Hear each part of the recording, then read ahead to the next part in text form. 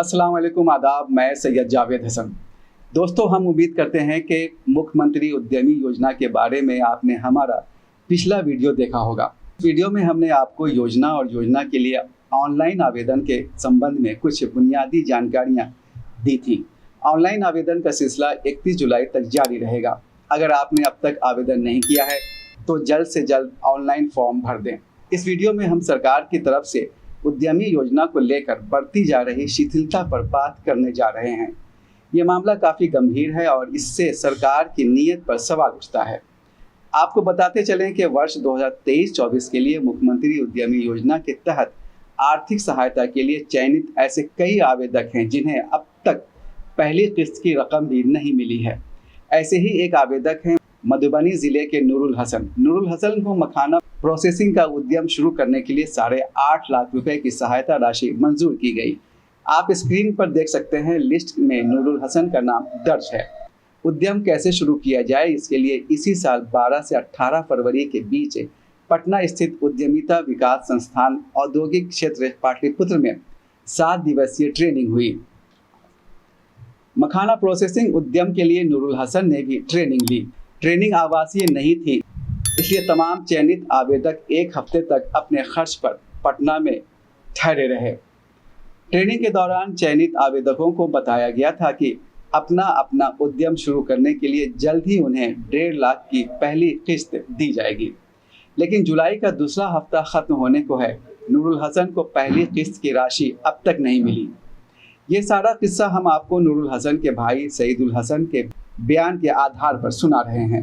सईदुल हसन ने बताया कि पहली किस्त की राशि मिलने पर शेड बनाना पड़ता है, इसके बाद जियो टैगिंग होती है, फिर मशीन खरीदने के लिए दूसरी किस्त की राशि मिलती है। मशीन खरीदने के बाद चयनित आवेदक को वर्किंग कैपिटल के रूप में तीसरी और आखिरी किस्त की राशि दी जाती है। हम अभी इस बात की तस्दीक नहीं कर पाए हैं कि सईदुल हसन इकलौते ऐसे चयनित आवेदक हैं जिन्हें पहली किस्त की रकम नहीं मिल पाई या किसी को नहीं मिली है। अगर किसी को नहीं मिली है तो ये बेहद गंभीर मामला है। पिछले वित्तीय वर्ष में 8,000 लोगों को अपना उद्यम शुरू करने के लिए चुना गया था। तमाम चयनित आवेदक पहली किस्त के इंतज़ार में हाथ पर हाथ धरे बैठे हैं। पैसा मिलने के इंतज़ार में वे कुछ और करने की स्थिति में भी नहीं हैं। इसी बीच नीतीश सरकार ने वर्ष 2024-25 के लिए आवेदन की प्रक्रिया शुरू कर दी। सवाल यह है कि क्या सरकार सिर्फ आवेदन लेकर रखती जाएगी या युवाओं को उद्यम शुरू करने के लिए पैसे भी देगी। दूसरा सवाल यह है कि क्या ये महज चुनावी स्टंट तो नहीं, कहीं ऐसा तो नहीं कि जिस तरह लोकसभा चुनाव के मद्देनज़र फरवरी में चयनित आवेदकों को ट्रेनिंग दी गई, उसी तरह विधानसभा चुनाव को देखकर कुछ और एक्टिविटी शुरू कर दी जाए। सरकार को चाहिए कि वो जल्द से जल्द चयनित उम्मीदवारों को अपना उद्यम शुरू करने के लिए पैसे रिलीज करे। अब हम दूसरे मुद्दे की तरफ आते हैं। जैसा कि पिछले वीडियो में भी बताया जा चुका है, मुख्यमंत्री उद्यमी योजना को 5 हिस्सों में बांटा गया है। मुख्यमंत्री अनुसूचित जाति जनजाति उद्यमी योजना, मुख्यमंत्री अति पिछड़ा उद्यमी योजना, मुख्यमंत्री अल्पसंख्यक उद्यमी योजना, मुख्यमंत्री युवा उद्यमी योजना और मुख्यमंत्री महिला उद्यमी योजना। वर्ष 2024-25 में मुख्यमंत्री अल्पसंख्यक उद्यमी योजना को छोड़कर बाकी चारों कैटेगरीज का कोटा 2-2 हज़ार फिक्स किया गया है, जबकि मुख्यमंत्री अल्पसंख्यक उद्यमी योजना का कोटा सिर्फ 1247 ही फिक्स किया गया है। पिछले वित्तीय वर्ष 2023-24 में भी बाकी चारों कैटेगरीज का कोटा 2-2 हज़ार फिक्स किया गया था, लेकिन मुख्यमंत्री अल्पसंख्यक उद्यमी योजना का कोटा सिर्फ 1200 ही फिक्स किया गया था।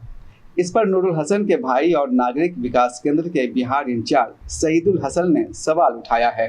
गवर्नमेंट से सवाल है कि जब आप सब कैटेगरी वाले के लिए 2000 का कोटा रखा है, आपने टोटल 8000 आदमी का सिलेक्शन आप 22-23 में आप किए थे, जिसमें से 4 कैटेगरी वाले को आपने 2-2 हज़ार का कोटा दिया और आपने 23-24 में अल्पसंख्यक को जब आपने शामिल किया तो आपने सिर्फ 1200 कोटा रखा।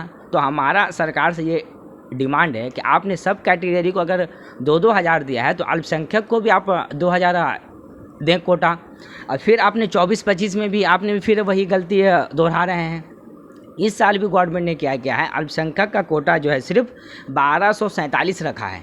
तो हमारा गवर्नमेंट से रिक्वेस्ट है कि आप अल्पसंख्यक का भी कोटा जो है 2000 करें, क्योंकि मान लीजिए पिछले साल भी 800 कम कैंडिडेट का हुआ सिलेक्शन, ये साल भी 800 आदमी का कम होगा, यानी 1600।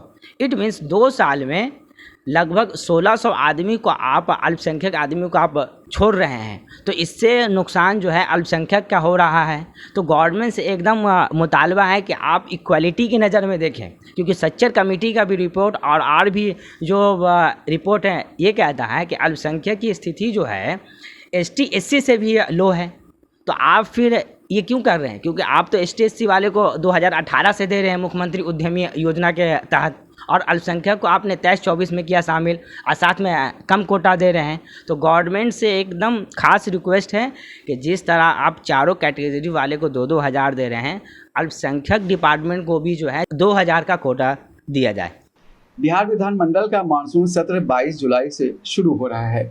जनप्रतिनिधियों को चाहिए कि वो दोनों सदनों में पहली किस्त के जारी होने में हो रही देरी और अल्पसंख्यकों का कोटा कम किए जाने के मामले को पुरजोर तरीके से उठाएं, ताकि जहां एक तरफ पिछले वर्ष के चयनित उम्मीदवार पैसा मिलने पर अपना उद्यम शुरू कर सकें, वहीं अल्पसंख्यकों का कोटा भी बढ़े।